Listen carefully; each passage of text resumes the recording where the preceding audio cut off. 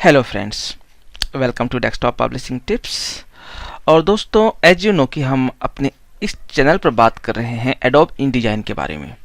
और दोस्तों, अब तक जो मेरी पिछली वीडियोस हैं उन सभी में मैंने आपको लगभग जो मोस्ट ऑफ द कॉन्सेप्ट्स हैं InDesign के page layouts, panels, properties, styles, bleed, slugs and मतलब जो भी चीज़ें, काफ़ी चीज़ें हो सकती हैं जो मैक्सिमम आपको पता होना चाहिए, वो मैं अपनी पिछली वीडियोस में बता चुका हूँ। यदि आप लोगों ने मेरी वो वीडियो मिस कर दी हैं तो आप मेरी वेबसाइट है वहाँ के जाएंगे और InDesign पर क्लिक करेंगे तो जितनी भी वीडियोस मैंने अब तक InDesign की पोस्ट कर रखी हैं सारी वीडियोस आप यहाँ पर एक्सेस कर सकते हैं। ठीक है दोस्तों, और जैसे कि आप यहाँ देख पा रहे हैं 1 to 5 है, ये सब CC की वीडियोस हैं। 6 to 10 है और इसके बाद 11 to 15 और फिर इसके बाद आपके यहाँ पे 16 to 20 है। मतलब बाकी वीडियोस भी जो है आप यहाँ पे सभी एक्सेस कर सकते हैं पूरे स्टेप बाय स्टेप। अब दोस्तों, हम बात करते हैं कि अपनी पिछली वीडियो में मैंने आपसे कहा था कि मैं अपने जो नेक्स्ट वीडियो होगी उसमें बताऊंगा आप लोगों को कि फाइंड एंड रिप्लेस कमांड के बारे में। दोस्तों, फाइंड एंड रिप्लेस कमांड बहुत ही बेहतरीन फीचर है InDesign का। इसका प्रयोग यदि आपने बहुत अच्छे से सीख लिया तो आप डॉक्यूमेंट को हैंडल करने के लिए आपको मतलब काफ़ी इजी हो जाता है। और इसमें आप जो लेआउटिंग है, काफ़ी हद तक आप लेआउटिंग को भी मेंटेन कर सकते हैं अपने इस फाइंड एंड रिप्लेस मेथड से। ठीक है दोस्तों, तो अब आपको ये फाइंड एंड रिप्लेस मेथड आपको कहाँ मिलता है, तो आपको इसमें जाना है कहाँ पे, एडिट में जाएंगे और एडिट में जाकर के आप देखेंगे कि यहाँ पर फाइंड एंड चेंज का ऑप्शन दिया हुआ है। Ctrl+F इसकी शॉर्टकट की है। तो क्या करते हैं, हम इस पर क्लिक करते हैं। ठीक है दोस्तों, तो अब आप ये जो स्क्रीन देख रहे हैं, ये ऐसी स्क्रीन शायद आपने किसी और सॉफ्टवेयर में भी देखी होगी। सिर्फ फाइंड और चेंज टू उसमें ऑप्शन दिया होता है और उसमें ये find next, change, change all और चेंज जो रिप्लेस ऑप्शन है, ये सारे ऑप्शंस आपने शायद यदि आपने माइक्रोसॉफ्ट वर्ड पे भी काम किया है या किसी और सॉफ्टवेयर काम किया तो आप फाइंड एंड जो चेंज कमांड है इससे आप काफ़ी फैमिलियर भी होंगे। बट दोस्तों, इसमें थोड़ा सा कुछ काफ़ी एडवांस्ड है। ठीक है दोस्तों, जैसे कोई भी वर्ड ऐसे मान लीजिए कि हाँ लॉजिकल लिखा हुआ है, तो मैंने लॉजिकल सर्च करना है तो मैं तो सीधी सीधी कमांड आप यूज़ करते ही हैं। लॉजिकल लिखा मैंने और क्या किया, फाइंड नेक्स्ट पे क्लिक करते हैं तो जहाँ भी डॉक्यूमेंट में आपका लॉजिकल लिखा हुआ है वो तो सर्च कर लेता है। तो ये तो फाइंड का फीचर हुआ। और यहाँ पे आप कोई वर्ड चेंज करना चाहते हैं तो इससे लॉजिकल को मतलब लॉजिकल तो ठीक ही है, लॉजिकल लिखा हुआ है, बट मैं चेंज करना चाहता हूँ, मान लीजिए पैटर्न कर दिया मैंने यहाँ पे, पैटर्न। ठीक है, सॉरी स्पेलिंग गलत हो गई है, पैटर्न PATTRN। अब मैंने यहाँ पे किया चेंज, तो ये यहाँ चेंज करते यहाँ पे चेंज हो जाएगा बिना किसी प्रॉब्लम के। ठीक है, तो लेकिन यदि सिर्फ इतना ही काम होना है तो इसका फिर कोई पर्पज़ नहीं बनता। सिंपल फाइंड एंड चेंज ही है तो सभी सॉफ्टवेयर में काम करते हैं। बट इसमें क्या है, इसमें दोस्तों आपके पास सबसे पहली चीज़ तो है, आप यहाँ देख पा रहे हैं क्योरी।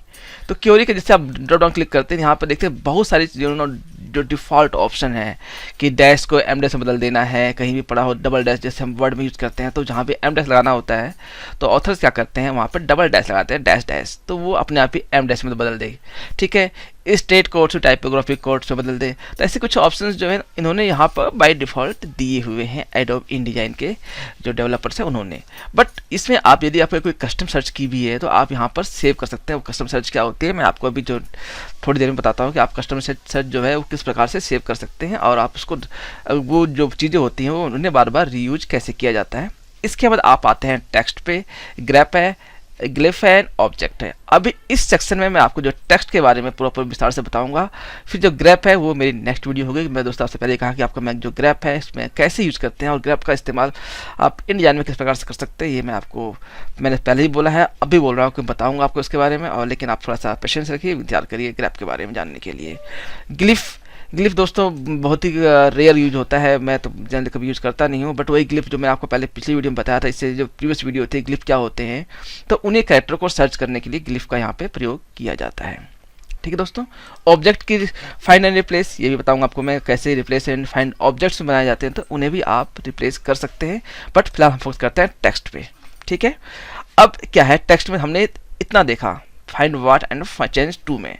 अब इसके बाद दोस्तों आते हैं नेक्स्ट सेक्शन पे, इसमें लिखा हुआ है डॉक्यूमेंट और ऑल डॉक्यूमेंट्स। तो यहाँ पे क्या है दोस्तों कि आपका जो डॉक्यूमेंट खुला हुआ है जिस पर आप काम कर रहे हैं या जितने भी डॉक्यूमेंट खुले हुए हैं, कई बार क्या होता है कि हम पूरी बुक खोलते हैं InDesign के अंदर और उस बुक में अलग अलग चैप्टर्स अलग अलग सेक्शन से बने होते हैं, तो क्या उन सभी डॉक्यूमेंट्स में एक बार रिप्लेस कर दे या सिर्फ करंटली जो ओपन डॉक्यूमेंट है। ठीक है दोस्तों, यहाँ पे एक सेक्शन ये हो गया।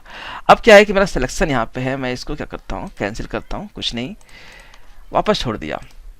और दोस्तों अब मैं क्या करता हूँ कि मैंने क्या किया, सिर्फ ये सिलेक्शन लिया। चलिए मैं सिलेक्शन लेता हूँ बीच में से, स्टार्टिंग से नहीं करता। मैंने सिलेक्शन लिया यहाँ से, ठीक है, थोड़ा सा मैंने जूम आउट कर लिया, जूम इन, जो भी वॉटेवर है।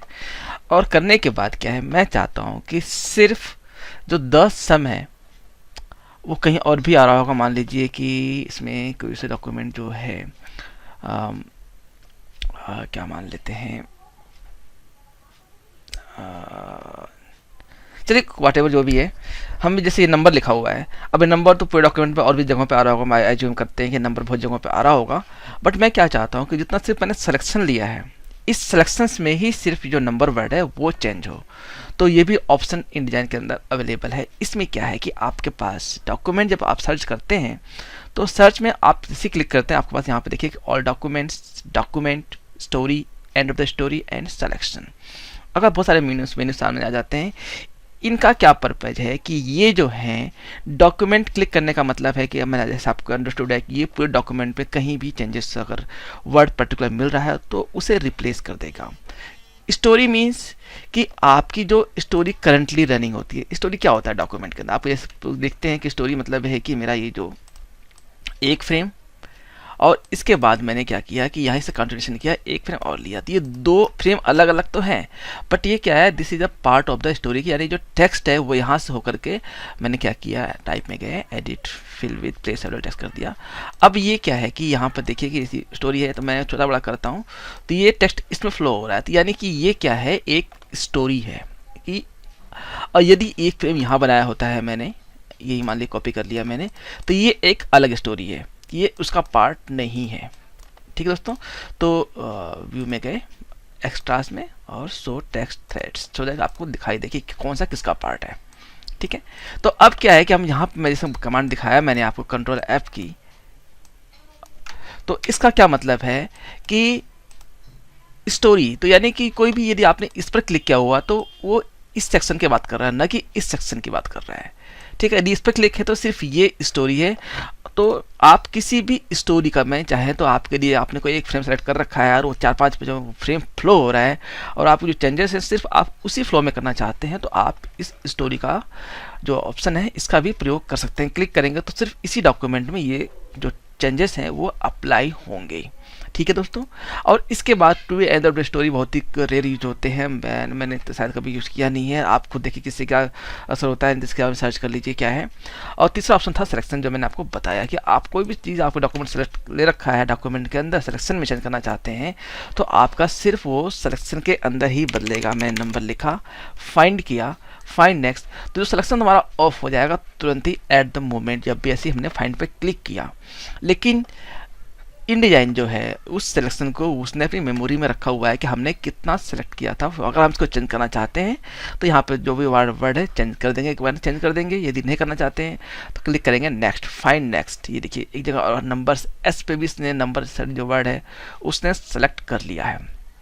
हम इसको भी अवॉइड कर सकते हैं, कैसे मैं अभी आपको बताता हूँ।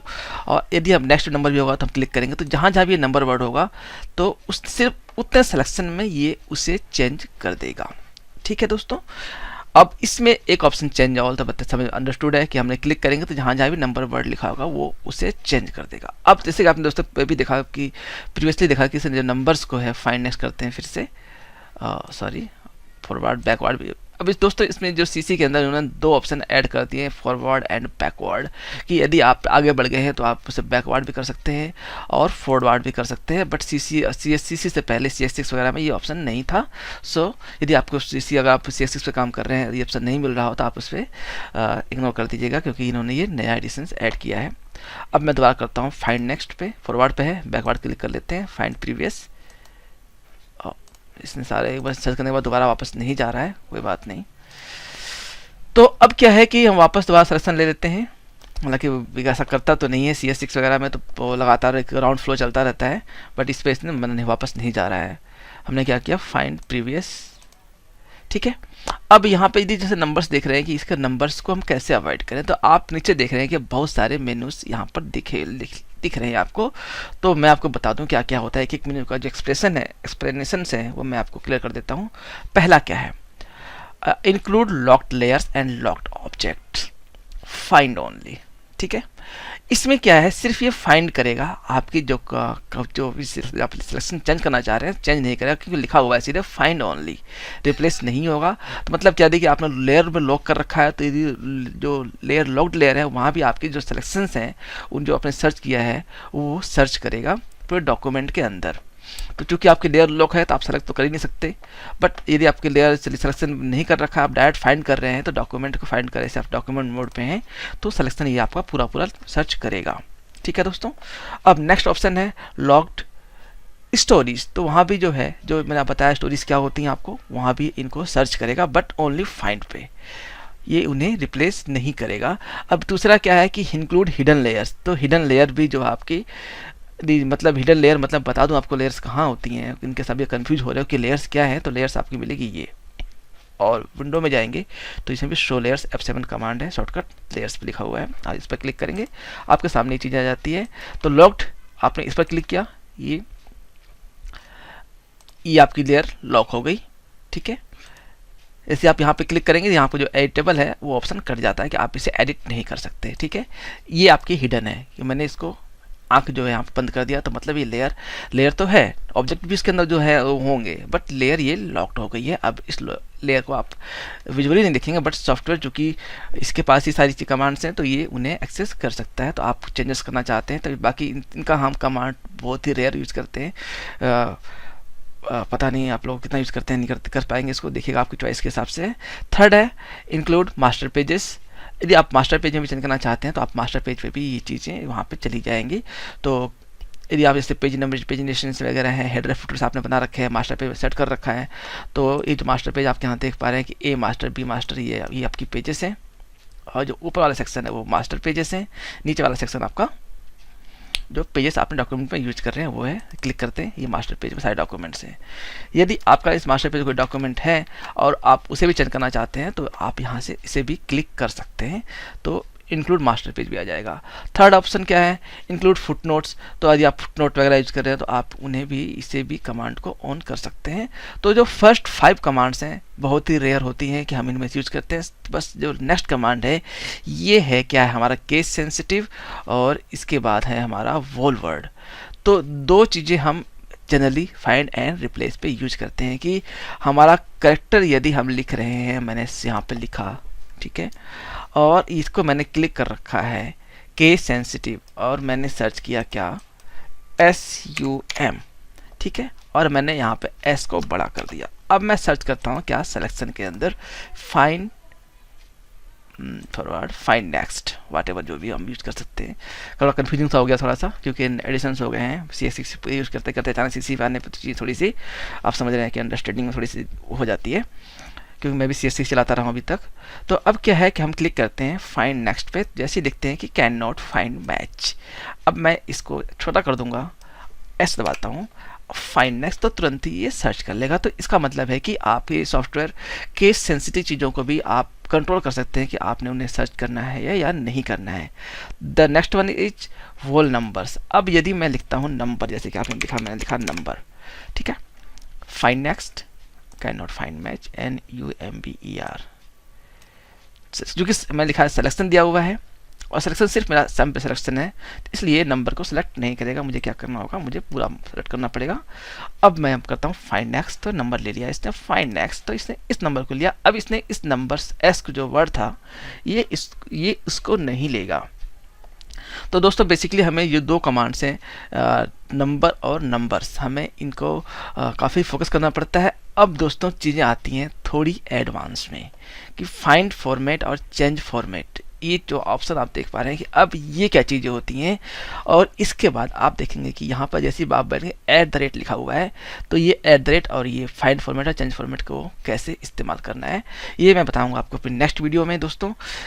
तो अभी तक जो मैंने बताया कि आप फाइंड जो चेंज कमांड है, बेसिकली कमांड किया है कि मेन्यूज और ये सिलेक्शन चीज़ें हैं जो आप देखा आपने, आप इसको अपने हिसाब से एक बार प्रैक्टिस करिए, समझिए कि कैसे ये चीज़ें कमांड यहाँ पे यूज हो रही हैं। ठीक है, कई बार सोचता है दोस्तों आपको ऐसा, अगर ऐसा है तो आपके पास जो फ्यूर ऑप्शंस हैं वो चीज़ें नहीं आ रही होंगी तो लगता होगा कि इतने में काम खत्म हो जाता है, बट इतना नहीं है। ये क्लिक करते हैं मोर ऑप्शंस पे, चीज़ें बाकी चीज़ें भी आती हैं। तो मिलता हूँ आपसे अगली वीडियो में, जिसमें मैं आपको इसकी कुछ एडवांस जो फाइंड एंड चेंज है वो बताने वाला हूँ कि कैसे हम उसे यूज करेंगे। ठीक है दोस्तों, बाय बाय।